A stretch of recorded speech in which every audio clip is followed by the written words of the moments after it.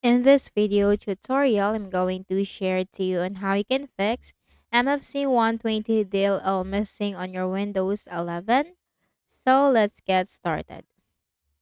The first thing that we need to do is to check the system type of our Windows 11. So go to the Windows search bar and type system information. Click on it under the best match. Take note of your system type and then open a browser.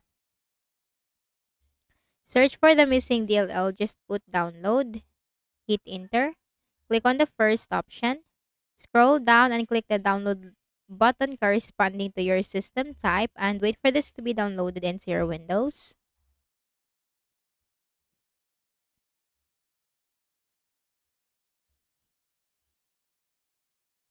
So that will be downloaded from here, the download icon.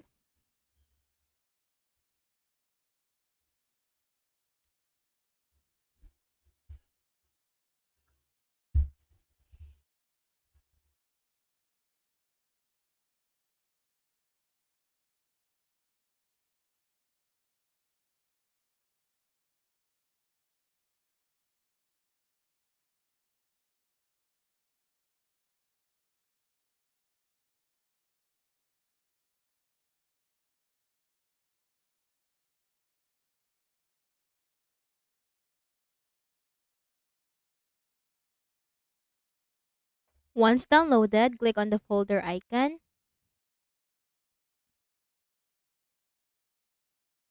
Then right click on the folder, select extract all, click on extract.